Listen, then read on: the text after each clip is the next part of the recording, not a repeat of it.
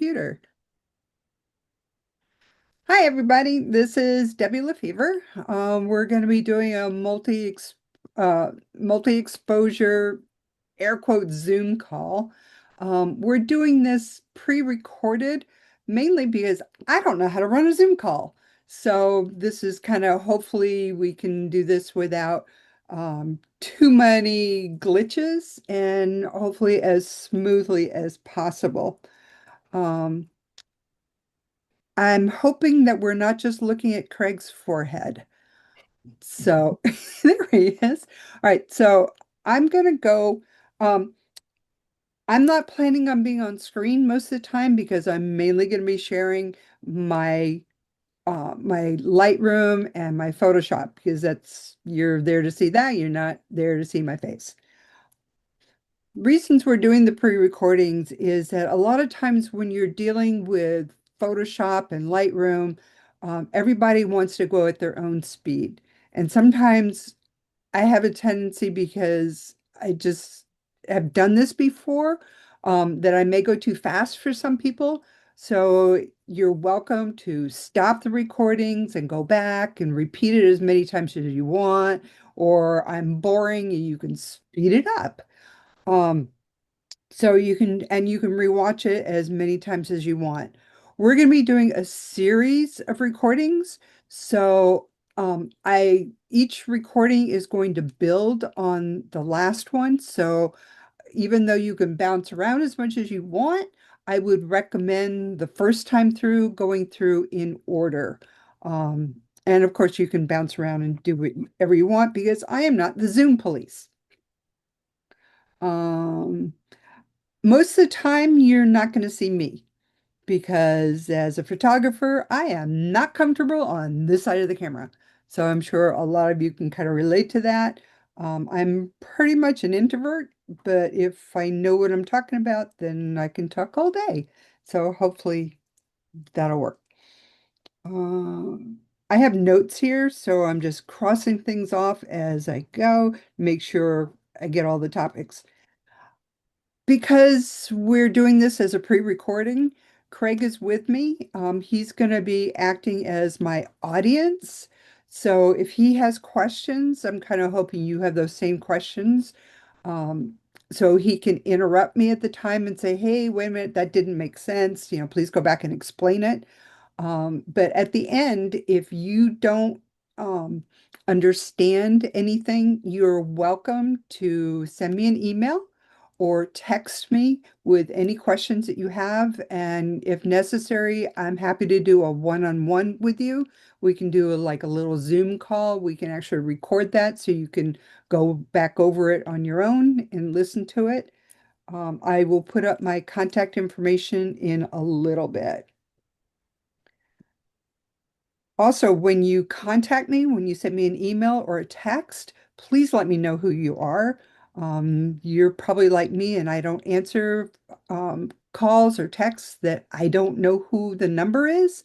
So please say, hi, this is Debbie Lefevre from SCPC. I have a question.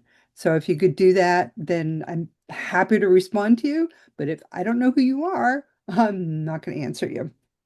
I would also say that reference what this workshop is, because Debbie is going to be doing other mentoring and so forth. So maybe it would help her if she knew exactly what sections she's getting involved with.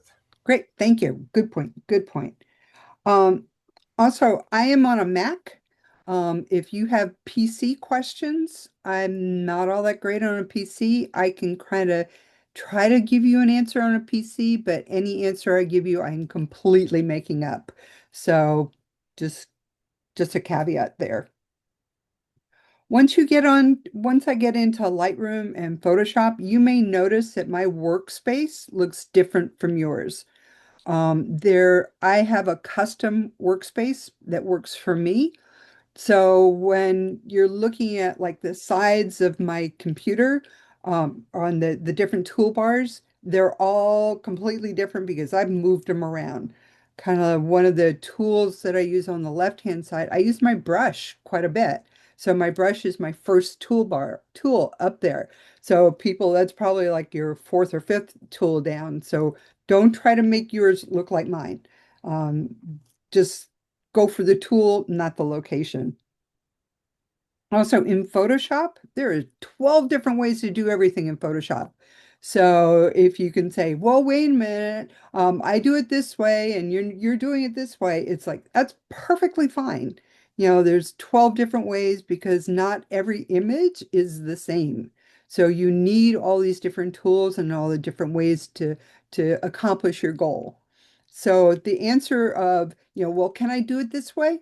Sure, why not? There I am not the Photoshop police either. So you can go ahead and just do it whatever way that works for you.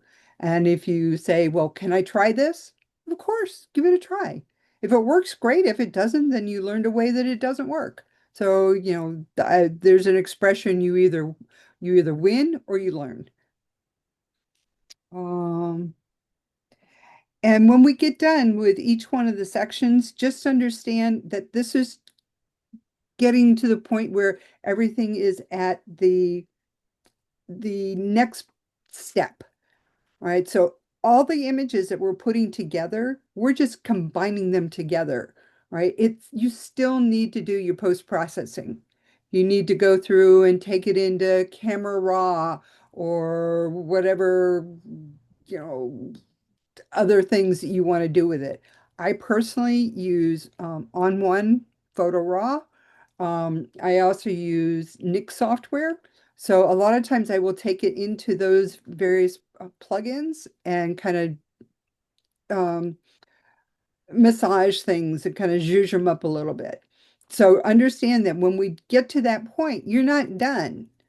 Right. So you still have more, extracurricular stuff that you need to do to kind of get it to look at that final part of it being done.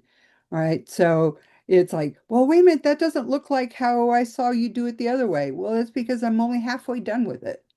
All right. But I don't want to get into a post-processing workshop. That's completely outside of the scope of this workshop. Um, when we're talking about multiple exposures, why take multiple exposures? Um, Something about me is that I shake. My hands just shake. It's a family thing. It's not Parkinson's. I'm gonna live. Um, so my grandmother had it, my brother has it. So it's just something that comes with getting old. Welcome to the club. So I shake.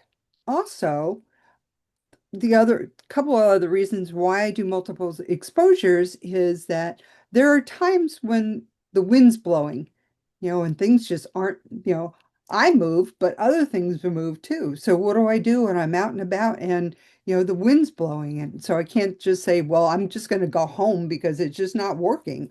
Well, no, you're as a good photographer, you should be able to take good images under any condition. All right. So you can't say, oh, the light was bad. Well, figure out a different way to make the light look better.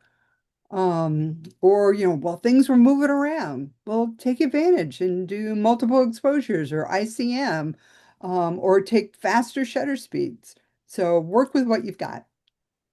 And then the third reason I take multiple exposures is a lot of times, like when we went to Mission San Juan Capistrano, that place has been photographed to death. So I don't want my images looking like everybody else's images. So now my images can look different. So that's kind of my goal. So this is the end of the introduction. So hopefully we'll go on to the next item. So the first one is going to be, I understand that some of you have cameras that do not do multiple exposure in camera. Okay. And so the next section is how to deal with that. But everybody else can use it too. So we'll see you in the next version.